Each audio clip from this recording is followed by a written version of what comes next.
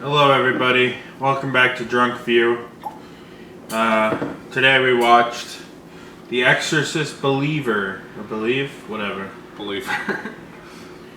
Satan, what was the plot of Exorcist Believer? The Exorcist Believer is an Exorcist soft reboots. A man has his daughter go missing with another young girl, and when the girls come back, they're possessed by a demon. They enlist the help of a bunch of people who have varying faiths and backgrounds to come and help them perform an exorcism on their daughter, including the mom from the original movie who's here. And she's really old and sounds really old. Yeah. Connor, what'd you think of The Exorcist Believer? The Exorcist Believer had the first half was kind of interesting. I liked the characters.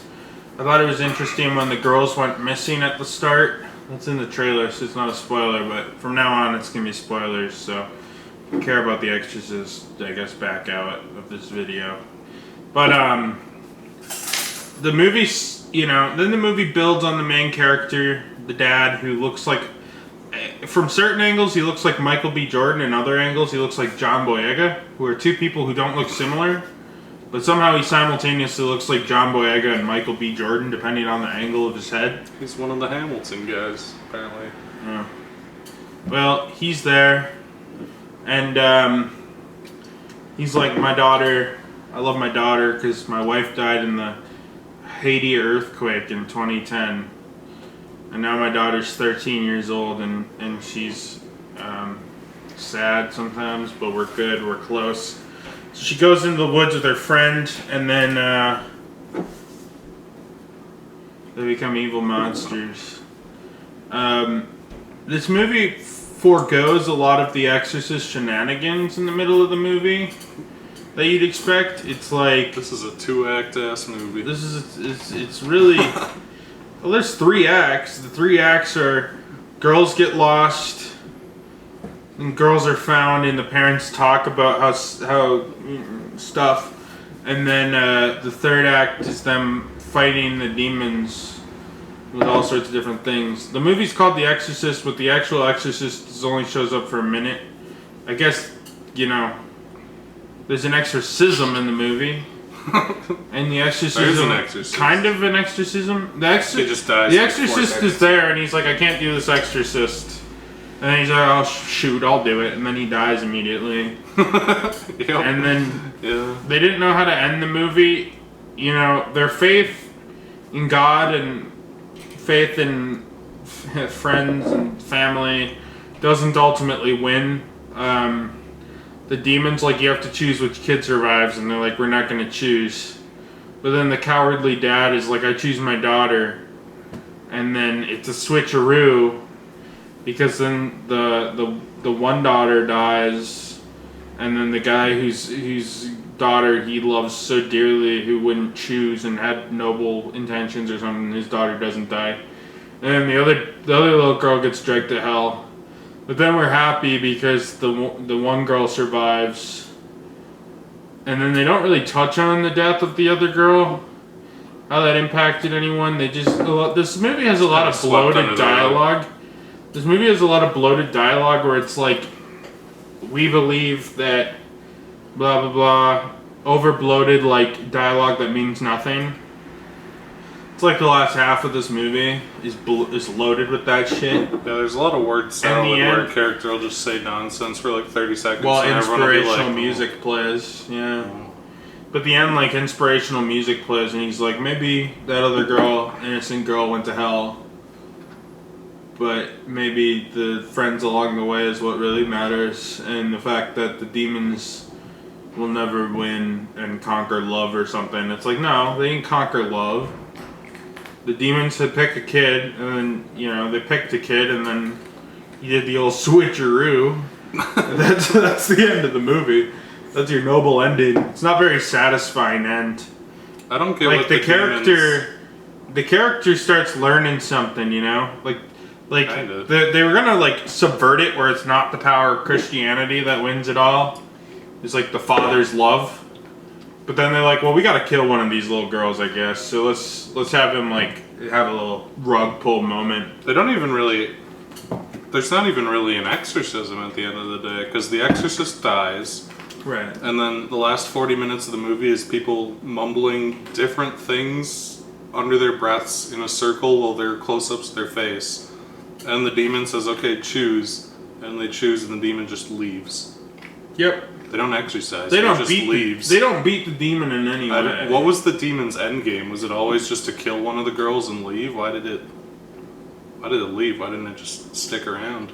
I don't know, Doug. Was it just trolling? It just came down It to was fuck just with them? fucking trolling, bro. That was the demon. There was no goal for the demon, you know? Demon rolls in, trolls him, and then Trolling on rolls out Christ, to the next bro. one. I think the ultimate end, the rug pull they wanted to do was that Christian people can be selfish. You know, it's not, well, what they started to say with it is that Christianity isn't the ultimate all-powerful thing, and sometimes it's like the love of a father of his daughter, which would have been a cheesy end, but at least it subverts your expectations a bit. And then they're like, and then the Christian guy chooses, and he's like, well, you chose wrong, bitch. The old switcheroo.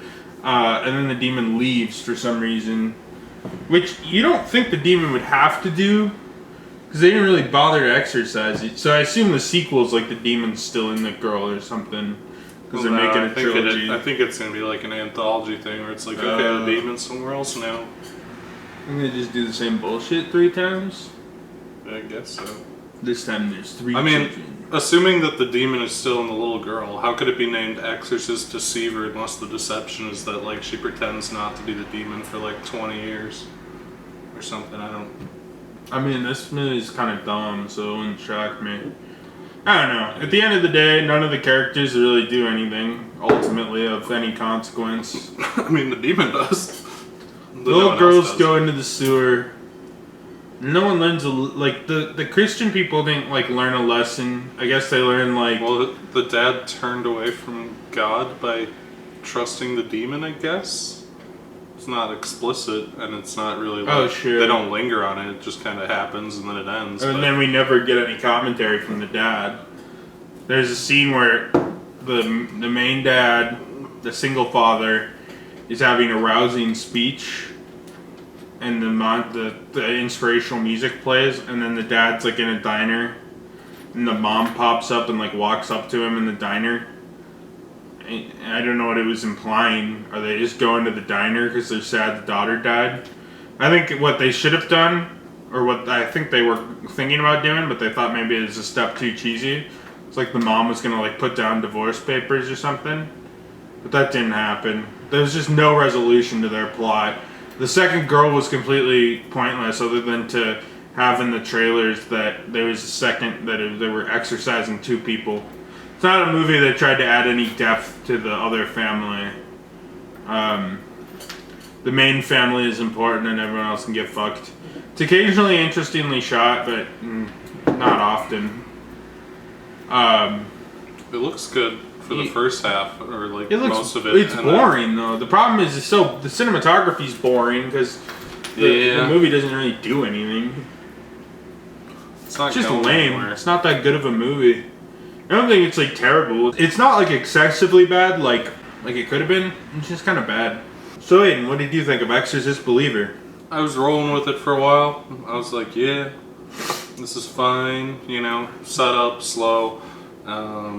I don't mind. The missing girl stuff was interesting, and it's just like a drama at first, and then that takes up the first half of the movie, and then there's about the second act is about 4 minutes where the little girls are like, I'm evil, or and then the third act comes and it's people standing in a room chanting, and they kind of missed the whole second act where outside of the one scene where the old lady gets her eyes poked out, you don't have like all that build up to the exorcism of like the little girl puking and saying bad things and like whatever, and like the actual like scares part of the movie that comes to build up to the climax of the exorcism. You kind of just go from the build up the plot setup, and then there's like 5 minutes of the girls being evil, and then the climax comes. There's not enough build up there. There's not enough of the scare part, and then also the movie primarily follows the single father, and he's smart and puts his child in a mental hospital where she can't kill anyone. And then the other little girl stays at home, and we should see the consequences of them doing that, where like the little girl crawls on the walls and like fucking, I don't know, eats a dog or something. I don't know. Right. I don't know what she do. But you do She some stabs the old lady's eyes out with a crucifix, bro. But you get one scene of that where the old lady goes to the house and says, "Oh, you're like my little daughter when she was a demon."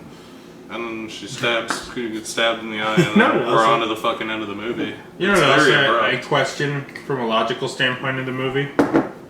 Wouldn't it be easier if it's one demon possessing both girls, and it was one demon possessing Regan in the original movie? You would think logically the demon would have like half power in each girl. So why not just do 2 separate exorcisms? You know, wheel in the first one, get rid of the demon. Do the exorcism on the girl that's stuck in the hospital instead of putting her in a fucking why would they? Wheeling her out. Why would they flimsily tie him down, you know? The hospital was like, yep, you can can take her your home to do an daughter. exorcism. I don't know. And then at the end, all the cops bust in, and this dude with his neck fucking snapped, and a dead little girl with like horrible marks all over her body and shit, and no one's arrested. Yeah, you'd think that whole fucking group would be in fucking cuffs. It's like, oh, sorry that 2 people died, but we can explain it was just It was a demon. exorcism gone wrong, bro. A demon. It was the demon, man. Yeah. An exorcism went wrong. He said choose a little girl. The fucking priest, his neck got snapped somehow. By a demon. Fucking crazy, dude. And also, there's nothing like gross out and cool in this movie like the old Exorcist. Yeah, there's a lot of like, they're like blowing CGI smoke rings at one point. Yeah, they don't. They're vaping at one point. They're not, talking about like weird sex stuff or like swearing. Yeah. There's one swear word in this movie, I think, maybe. And there's like no gore. There's no, even when the old lady gets her eyes stabbed out, you'd think there'd be blood everywhere, considering, but she just kind of has like a little bit of blood under her eyes and goes, "Oh, it really hurts." Yeah. Yeah, I don't know. Especially coming off of the David Gordon Green Halloween movies, you'd think this would just be balls to the walls, like fucking disgusting and obnoxious and bloody and have that fun element, but they played it way too straight somehow. They played it straighter than the original from like a million years ago. Right. Which is very odd. I don't know. It's a good setup. I think the setup for this movie is good. And then it skips Act 2 and goes straight to a very boring Act 3. And I don't know. It's a movie that definitely doesn't stick the landing, and I don't hate it. I gave it a half star initially because I was pissed off at the ending, but I bumped it up to 2 on Letterboxd, which is more fair. But I was at 3, now I'm at 2.5. But even then, there's so many inconsistencies. It feels generous. But I thought the actor, like the main character, single father guy, he's a good enough actor, and I thought the start had some intrigue. The only one who was really It's bad like is the old lady from the first movie. Who's like, "Oh, It's like they I'm worked. a grandma now." Yeah, it's like they worked super hard on like half the movie, and then they're like, "Okay, time to get to the real Exorcist shit. What should we do?" And they're like, I have no fucking idea. The fucking main point of the movie, they just didn't know what to do. They made a pretty mediocre Exorcist part. There's a good premise, and then it's wasted on a boring finale. The premise and the performances are pretty good for the genre. I wasn't expecting like masterclass acting, but I liked the dad. The kids were okay. Were pretty good. Even in the both in Exorcist demon form and as little kid actors. But the side characters besides the dad were pretty flimsy on the acting, honestly. Like, religious couple were pretty cheesy. They weren't super well written. But, you know, based on the first, like, hour of this movie, I didn't want to hate it, but then they do all this setup for the first 2 acts, and when it's finally time to execute, they cut out all the cool shit that the original Exorcist had.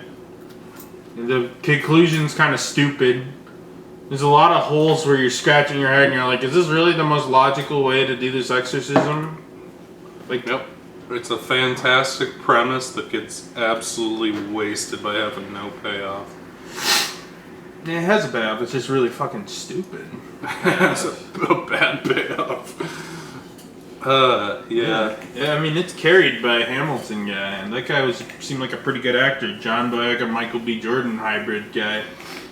Yeah. From some angles, Michael B. Jordan. From some angles, John Boyega. Anyway. I did think the Hades stuff at the start was a little cheesy, but you know what? It's something. If you're gonna do it, may as well. At least the earthquake thing was a hook? I don't know. It was a cool, like, start of the movie hook, and then, I don't know, I guess, sure. Why were they in Haiti? I guess he's a photographer. Because they're black. They don't really play into his photographer. But you know what else they don't really play into? There's like a scene where he's boxing, and I'm like, oh gosh. If he bugs the demon. I thought something Kino was gonna happen. The little where, girl starts attacking him, and he's like, what? Or he's at least, you know, even if they don't take it to that level, You think they do that something would feel like, a little bit like a scary movie skit, so I understand why there's no chance they would do that. You think But, they'd do I mean, something like- with the photography, like some spirit photography shit or something? Yeah, like Haunted Mansion. Like Haunted Mansion. And no, I was saying, like, maybe at one point, like, the other dad gets a little feisty or something, so then he, like, gets in a fight or something. I don't know. Fucking do something, man. I don't care. So, wait, you know. Connor, would you recommend The Exorcist Believer? I'd say no. It's a decent setup, like we've established so far. But the execution at the end, it doesn't stick the landing. It hooks you, and then it doesn't stick the landing. And it feels really generic. Feels like they had no inspiration for the actual Exorcist part. The writers really liked the characters they wrote. The characters, as in the father-daughter duo, and everybody else is a cartoon character. But then they really dropped the ball on the finale. So what could have been, if the finale was good, a solid movie, instead becomes, you know, it's like a car crash. It just unexpectedly gets bad. You know, shit goes south. You're just cruising down the highway. You're like, okay, I'm feeling this. Maybe you roll the windows down, put your arm out the window, and all of a sudden you get T-boned by a fucking semi-truck. And it sucks. It's not good. You're paralyzed, breathing through a tube or whatever. So, Aiden, would you recommend The Exorcist Believer? Unfortunately not. I don't, you know, I think the premise is good enough in like the first half. It needs a more balls to the wall payoff that I know that David Gordon Green is capable of because I've seen the Halloween movies, and he kind of just needs to capture some of that crazed energy again. Unfortunately, this one does not manage to pay anything off really. So hopefully the next one goes a little more wacky in the tradition of his Halloween trilogy, but only time will tell. So no, unfortunately, I do not recommend Exorcist Believer. That's all, folks.